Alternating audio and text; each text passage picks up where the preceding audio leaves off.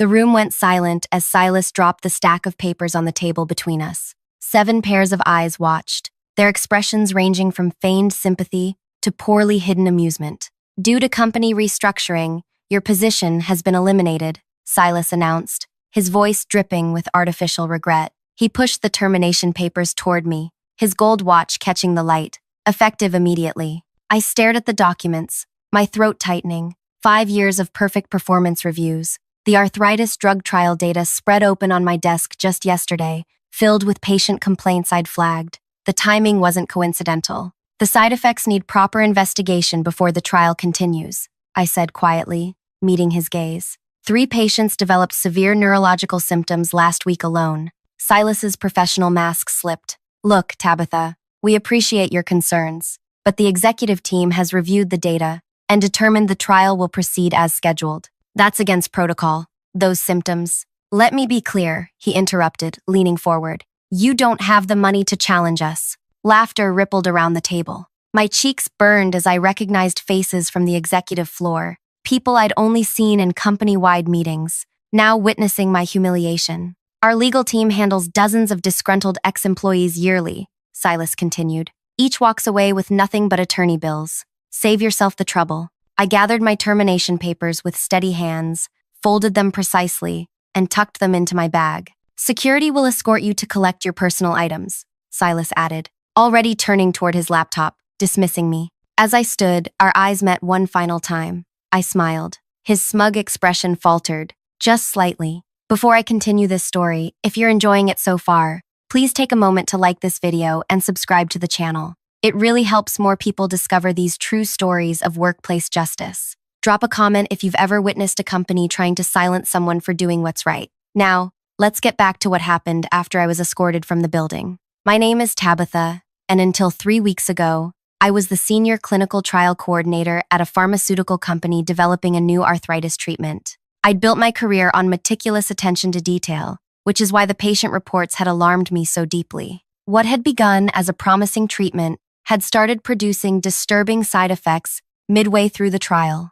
I should explain that clinical trials aren't just about whether a drug works. Safety is paramount. When patients began reporting severe headaches, vision disturbances, and memory issues, I knew something was wrong. These weren't listed among expected side effects, and the pattern was troubling. The morning after I submitted my formal report requesting trial suspension pending investigation, my access badge stopped working. That's how I found myself being marched out by security, carrying a small box of desk plants and family photos, while colleagues peeked from doorways. Rain pattered against my windshield as I sat in the parking lot, trying to process what had happened. 5 years of dedicated work ended because I'd done exactly what my job required, protecting patient safety. The termination paperwork cited position elimination while carefully avoiding mention of my safety report filed just 18 hours earlier. I drove home in a daze, wondering how I'd make next month's mortgage payment. Single and supporting my grandmother in assisted living, I couldn't afford prolonged unemployment. But beneath the panic,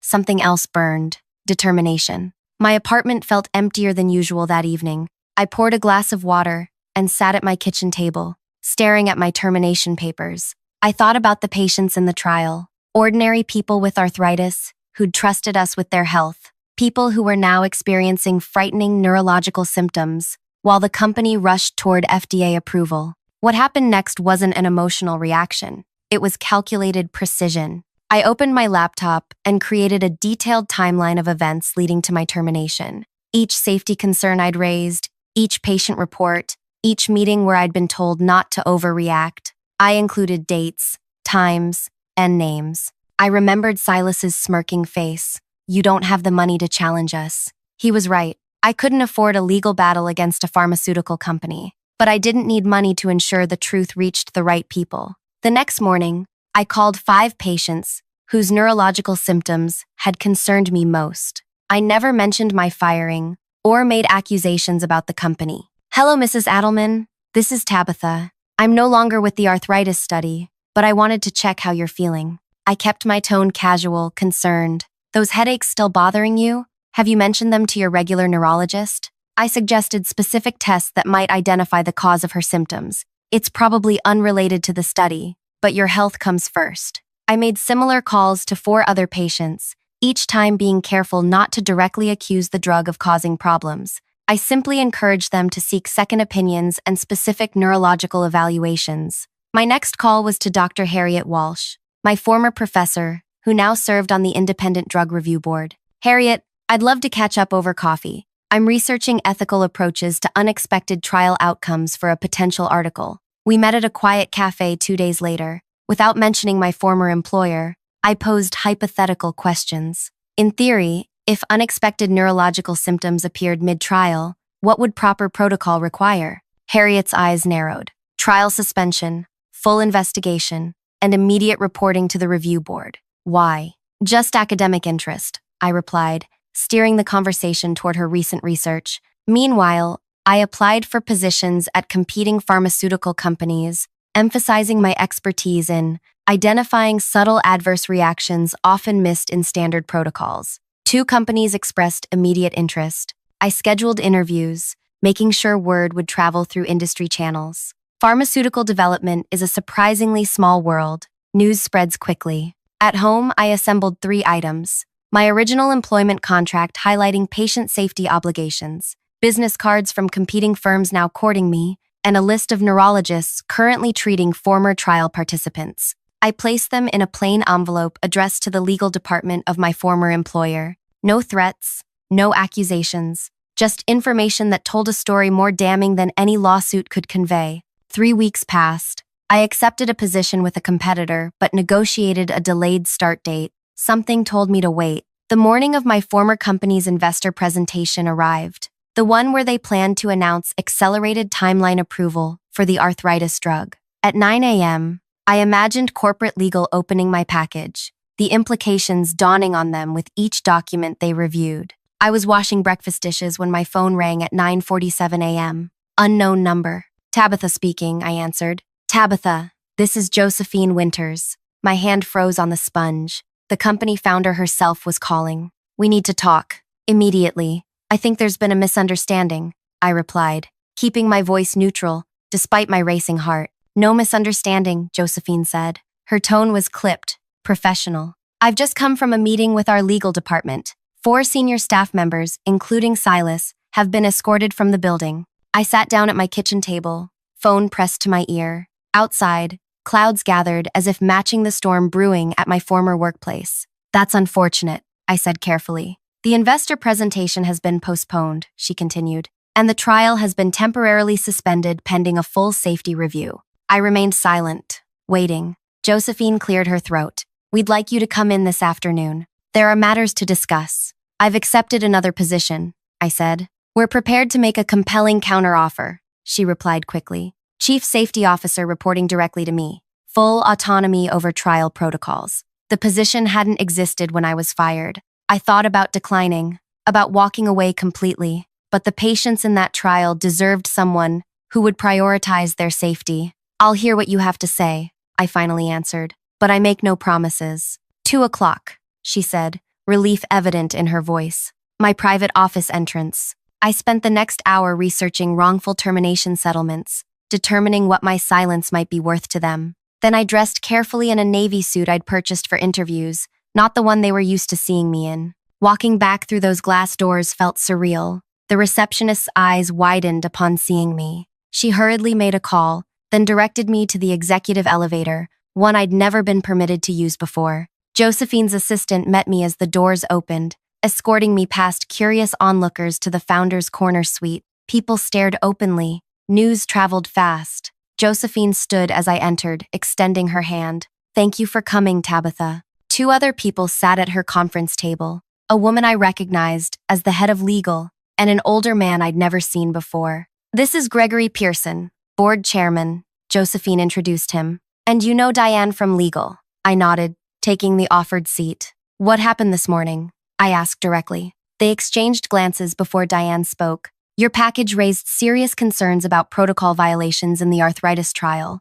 When confronted, Silas admitted to suppressing adverse event reports. He was instructed to minimize outlier symptoms, to maintain the trial timeline, Gregory added, his expression grim. 3 other executives were involved. The neurological symptoms? Real, Josephine confirmed. and more widespread than your initial reports suggested. Silas had staff reclassifying them as unrelated to treatment. My stomach tightened. How many patients? 17 confirmed cases so far, Diane said. We're contacting everyone for additional screening. I thought about the 5 patients I'd called, just the tip of the iceberg. 17 people had experienced potentially serious side effects, while the company actively concealed the problem. Why am I here? I asked. Josephine slid a folder across the table. First, this is our formal acknowledgement of wrongful termination. It includes reinstatement with back pay, a significant compensation package, and a public statement clearing your professional reputation.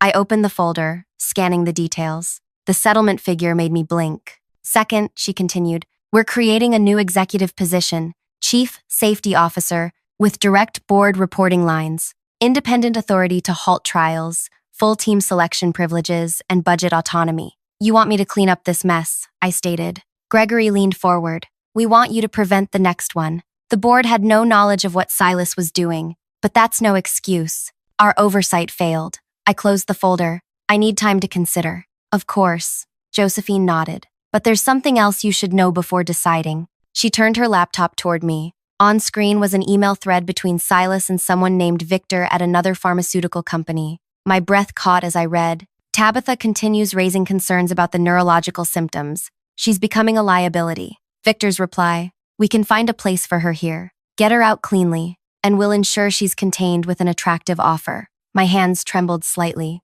They were planning to silence me with a job offer. Your interviews at competitor firms triggered this exchange, Diane explained. They surfaced during our emergency investigation this morning. The manipulation was breathtaking. Had I accepted any of those offers, I'd have unknowingly walked into a trap, placed somewhere harmless, bound by non-disparagement agreements, effectively neutralized. The industry needs people with your integrity, Gregory said quietly, rare as it may be. I stood, taking the folder. I'll give you my decision tomorrow. Josephine walked me to the door. For what it's worth, I believe you did exactly what any ethical coordinator should have done. Then why didn't anyone listen when I first reported it? I asked. She had no answer. Leaving the building, I felt hollow despite my apparent victory. 4 executives fired, a generous settlement offer, and a prestigious new position. Yet 17 patients had suffered while I was being laughed out of Silas's office. The weight of it all crashed down as I reached my car. I pressed my forehead against the steering wheel and finally allowed the tears to come. Not from relief or vindication, but from the knowledge that this happened everywhere, all the time. My hands shook as I started the engine. My phone rang just as I pulled into my apartment complex. Unknown number. Hello? Tabitha? This is Victor Nash, from Principal Pharmaceuticals. My pulse quickened. Victor, the same man from the emails who had arranged to contain me. I understand congratulations are in order, he said smoothly. Quite the promotion you've secured. News traveled fast indeed. How did you hear about that? Our industry is small, he chuckled. I actually called to see if you'd consider a better offer. Chief Research Director at Principal. Twice what they're offering you to stay. My mind raced. They still wanted me neutralized. That's very generous, I replied carefully. Can we meet to discuss details? Wonderful. He sounded genuinely pleased. Dinner tomorrow? The Oaks at 7? Perfect, I agreed, ending the call. Inside my apartment, I sat at my kitchen table, staring at the settlement papers. The company believed this was over. A few sacrificial executives, a payout, and a new position for the troublesome coordinator. Problem solved. But I kept thinking about those 17 patients, about how easily Silas and his team had hidden their symptoms, about Victor, still trying to silence me with a job offer after everything that had happened. How many other trials had been manipulated? How many other patients were suffering unknown side effects while companies rushed drugs to market? One company cleaning house wouldn't fix a broken system. My phone buzzed with a text from Josephine. Board is eager for your decision. Can increase offer by 15% if helpful. I set the phone down without responding. Money had never been my motivation, and now even the prestigious position felt like a consolation prize. The arthritis drug would be properly evaluated now, but what about all the others? I opened my laptop and navigated to my email. There, drafted but unsent, was a message I'd prepared days earlier,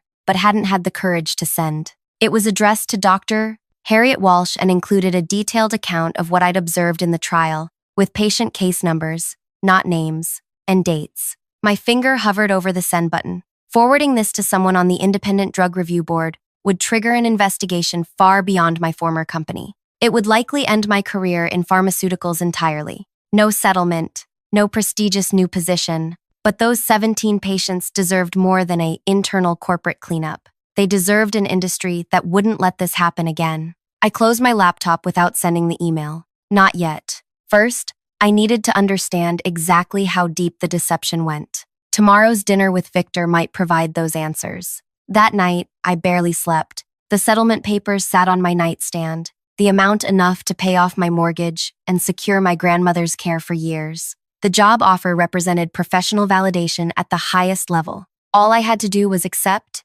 implement better safety protocols at one company, and move forward. But as dawn broke, I made my decision. I texted Josephine, "Need 48 hours more, considering all options." Her reply came immediately. "Of course. Position remains open exclusively for you." That evening, I dressed carefully for my dinner with Victor, choosing an outfit that projected confidence but not wealth. I arrived at the Oaks 10 minutes early, requesting a quiet corner table.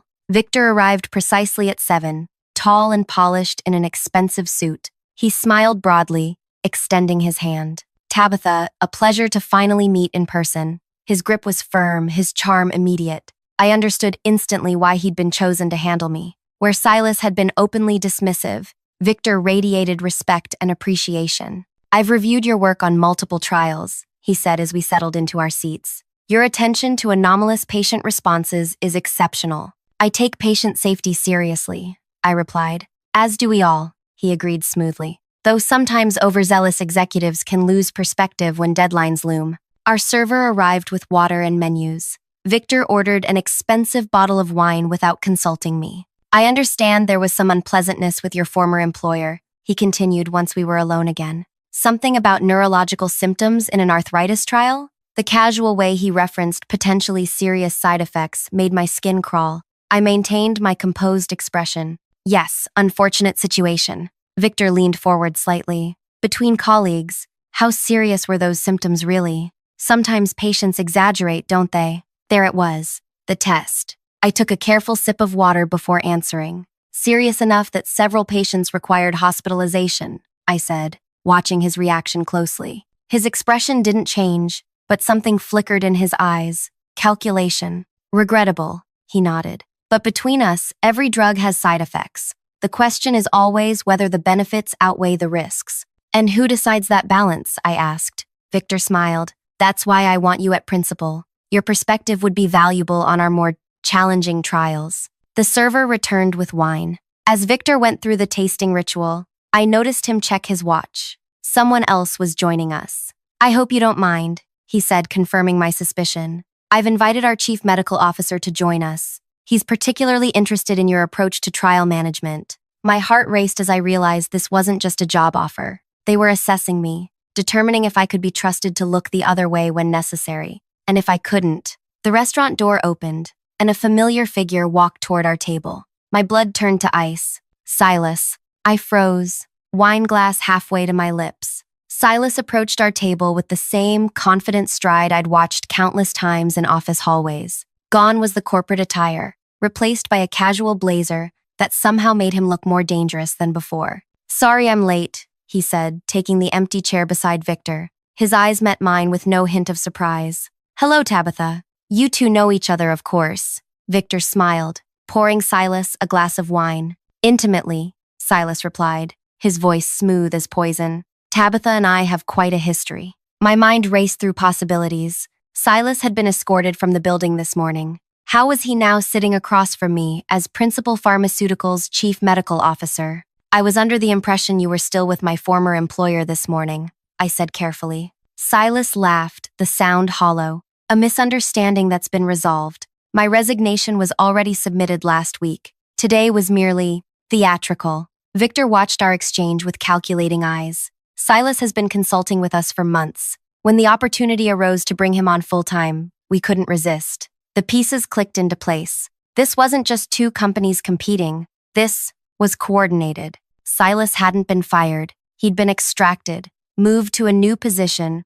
where he could continue his work without the baggage of the arthritis trial. Quite the coincidence, I managed, setting down my glass. Not coincidence. Planning. Silas sipped his wine. You see, Tabitha, you've become quite the topic of conversation in certain circles. A person of your particular values is rare. My values include patient safety, I replied evenly. Admirable, Victor nodded, but sometimes narrow. The broader picture includes getting life-changing treatments to market, treatments that help millions despite affecting a small percentage negatively. Those 17 patients might disagree. Silas tensed. You've been counting. I've been paying attention, I corrected. That's my job. Was your job, he said. Could be again. Victor interjected smoothly. At Principal, we value thorough analysis. We simply approach risk assessment differently. Every treatment has side effects, Tabitha. The question is whether the benefit outweighs the cost.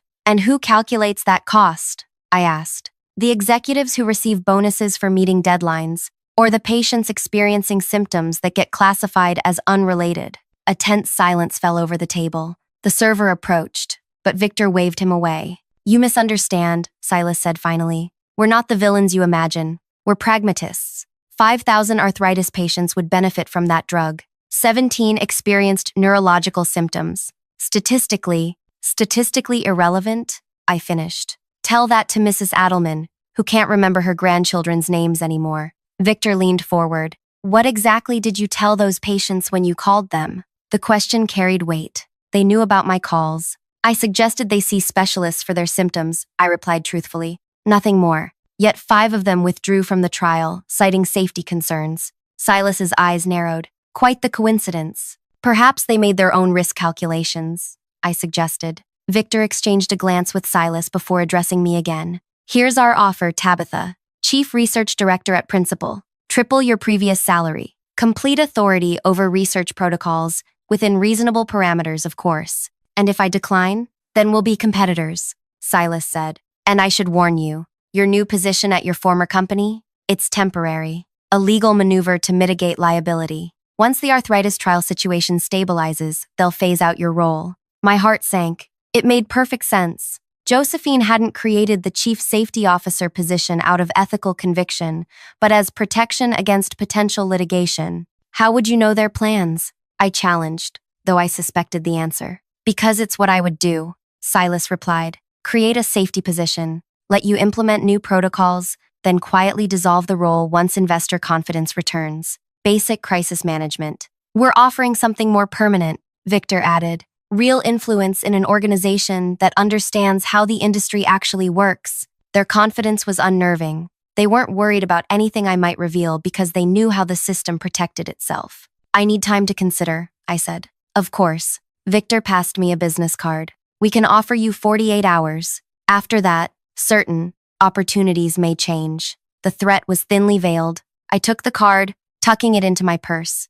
Silas stood. I have another engagement. Victor will handle the details. He paused, looking down at me. Do make the smart choice, Tabitha. The industry isn't kind to idealists. After he left, Victor's demeanor shifted subtly. The charm remained, but something harder emerged behind his eyes. He's right, you know, he said quietly. There are really only 2 paths forward for someone like you. Join us and effect change from within reasonable parameters, or, I prompted when he trailed off. Or discover how quickly doors close, how rumors spread, how employment gaps extend. He signaled for the check. Think carefully about what you want your future to look like. I left the restaurant with my thoughts in turmoil. Their offer was both alluring and terrifying. Triple my salary, prestigious title, but at the cost of my integrity. If I refused, they'd ensure I never worked in pharmaceuticals again. Driving home, I realized the conspiracy was far larger than one company or one trial.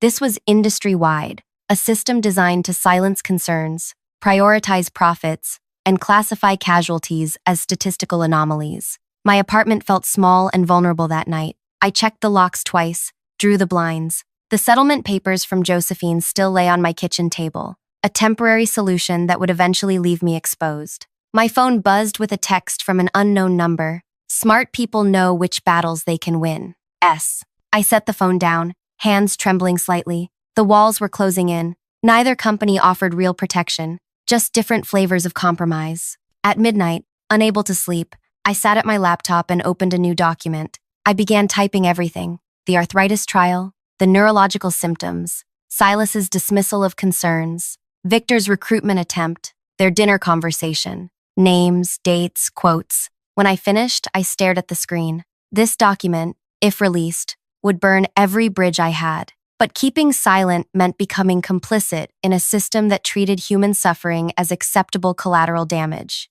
I thought about Mrs. Adelman struggling to remember her grandchildren's names, about the 16 other patients experiencing similar symptoms, about countless others in trials overseen by people like Silas and Victor. My phone buzzed again. Waiting for your decision. Position remains open exclusively for you. J. Then, moments later, another message. Our offer expires tomorrow night. Choose wisely. V. Both companies believed they had me cornered, forced to choose between two compromised positions. Neither anticipated what I would actually do. I reached for my phone and dialed a number I hadn't used in years. Health Department Special Investigations Unit, answered a gruff voice. My name is Tabitha, I said, my voice steadier than I expected. I need to speak with someone about pharmaceutical trial manipulation. Multiple companies, multiple trials. Hold, please. As I waited, I opened my email and attached the document I'd just created. The cursor hovered over the send button, ready to deliver it to the Independent Drug Review Board, 5 major news outlets, and patient advocacy groups. A new voice came on the line. This is Investigator Reynolds. I understand you have information about clinical trial irregularities? I took a deep breath. Yes, and I'm prepared to provide extensive evidence. But first, I need to discuss protection for the patients involved. We can arrange that, Reynolds replied. When can you come in? I looked at the settlement offer, at Victor's business card, at the threatening texts. Neither Silas nor Josephine knew what I'd been planning since the moment I'd walked out of that termination meeting. Tomorrow morning, I answered, and I'm bringing everything. The health department offices occupied an unremarkable government building downtown. I arrived at 8:30 a.m. with a roller bag containing 5 months of meticulous records, patient reports, meeting notes, emails I'd sent to myself, and screenshots I'd quietly accumulated. Miss Reed? A woman approached as I entered the lobby. I'm Agent Marley. Investigator Reynolds is waiting upstairs. She escorted me through security and up to a conference room where 3 people sat around a table covered with recording equipment. Tabitha, a gray-haired man, stood to greet me. I'm Reynolds. This is Dr. Cohen from the Medical Ethics Board and Julie Winters from the prosecutor's office. I shook their hands, trying to calm my racing heart. Before we begin, Julie said, I want to confirm you understand what whistleblower status entails. There are protections, but also significant risks. I understand, I replied, unzipping my bag. I've come prepared. For the next 4 hours, I laid out everything: the arthritis trial manipulation, the 17 patients with neurological symptoms, Silas's suppression of safety concerns, his collusion with Victor at Principal Pharmaceuticals, and both companies' attempts to silence me. Dr. Cohen examined my patient data records with growing alarm. These symptoms suggest potential brain inflammation. Continuing the trial without investigation was criminally negligent. That's exactly why I'm here, I said. Reynolds studied the emails between Silas and Victor. This indicates premeditated coordination between companies. Classic industry capture. There's more, I said, pulling out my phone. I recorded last night's dinner conversation. Their eyes widened. Single-party consent state, Julie confirmed. Admissible if you were part of the conversation. I played the recording. Victor and Silas's voices filled the room, unambiguously discussing how they managed problematic trial results across companies. Their casual discussion of patient side effects as mere statistics sent a chill through the room. This is extraordinary evidence, Reynolds said when it ended. But proceeding will make powerful enemies. Your career in pharmaceuticals would effectively end. I understand that, I replied. But there's something you should know before we continue. I paused, gathering my courage. This goes beyond 2 companies. It's industry-wide. I pulled out my final piece of evidence, a thumb drive containing communications from the last 18 months, emails between executives at 6 different pharmaceutical companies discussing how to manage unfavorable trial results, coordinate hiring of troublesome employees to neutralize them, and share strategies for reclassifying side effects. Reynolds stared at the thumb drive. How did you obtain this? After my first concerns about the arthritis trial were dismissed, I began suspecting a pattern. I created an encrypted email account and reached out to former colleagues at other companies who'd left under similar circumstances. We formed a private network, sharing experiences. Eventually, people still inside these companies joined, providing internal communications. You built a whistleblower network, Julie said, impressed. We called ourselves the Adverse Effects Group. I nodded. 27 members across 9 companies. Some provided documents, others confirmed patterns. Together, we assembled evidence of industry-wide collusion. Why come forward now? Dr. Cohen asked. Because of the dinner last night. It confirmed the coordination reaches higher levels than we realized. And because patients are suffering while we gather evidence, it had to stop. Reynolds leaned forward. What do you want to happen here, Tabitha? I took a deep breath. I want 3 things. First, immediate safety reviews of all trials mentioned in those documents. Second, protection for every member of the Adverse Effects Group.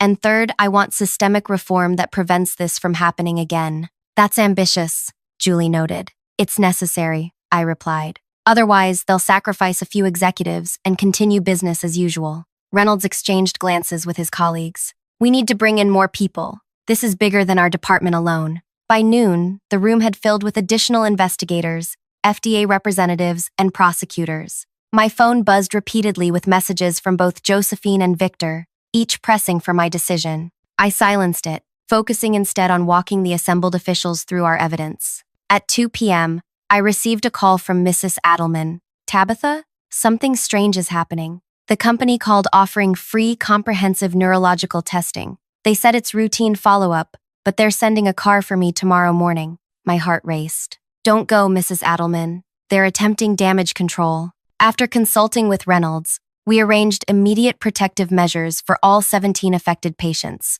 Within hours, health department officials were contacting each one, ensuring they received independent medical evaluation and counseling. By evening, word had begun spreading through industry channels. My phone lit up with a call from Josephine. Tabitha, where are you? We need your decision on the position immediately. I'm unavailable, I replied calmly. There are federal agents requesting access to our trial records, she continued, her voice tense. Do you know anything about this? I suggest full cooperation, I said. Transparency is the only path forward now. There was a long pause. What have you done? She whispered.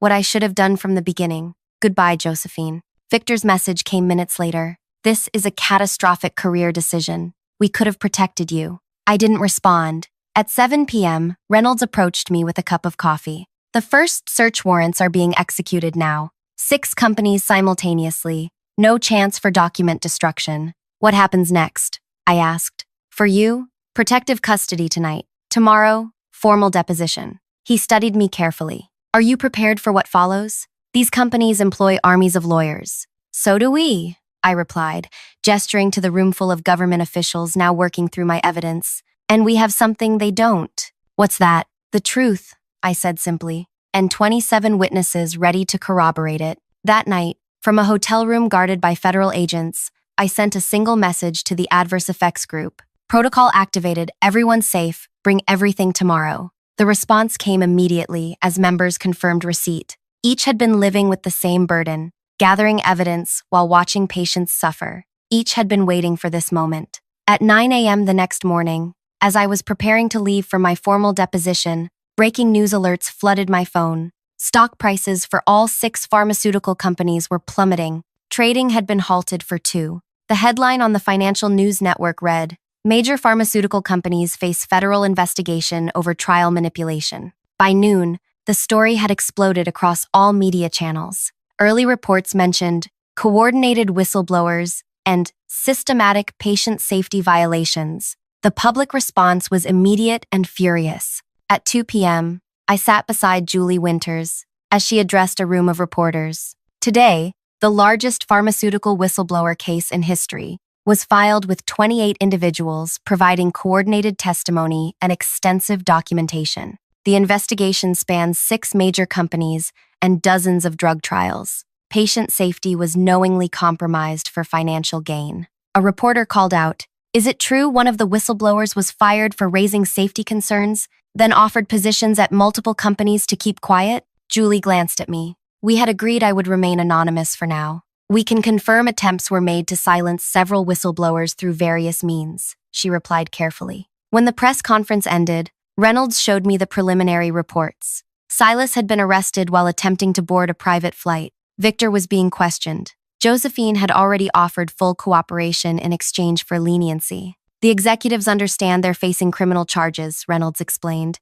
They're starting to turn on each other. 6 months later, I sat in a federal courtroom, watching Silas and Victor enter guilty pleas. The terms required full testimony against higher executives, permanent industry bans, and substantial financial penalties. The 17 patients from the arthritis trial had filed a separate civil suit that would likely consume whatever assets the executives had left. Outside the courtroom, I met with the other members of the adverse effects group, pharmaceutical professionals who had risked everything to protect patients. Together, we had formed a nonprofit organization dedicated to clinical trial integrity, funded partly by whistleblower reward payments, and staffed by industry veterans committed to reform. Mrs. Adelman was there too, serving on our patient advocacy board. Her neurological symptoms had stabilized with treatment, though some effects were permanent. "Worth it," she told reporters, "if it prevents others from experiencing worse." As I walked down the courthouse steps, a young clinical trial coordinator approached me.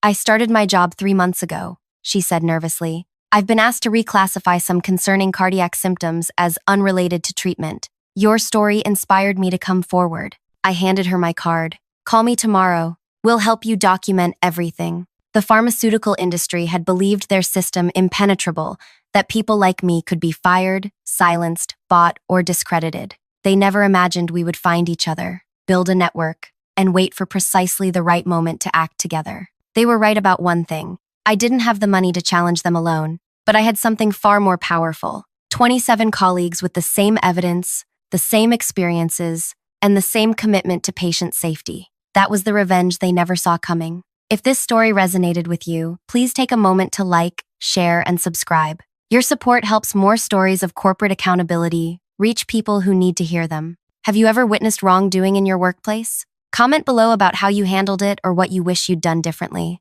Remember, sometimes the most powerful thing you can do isn't fighting alone. It's finding others who share your values and standing together.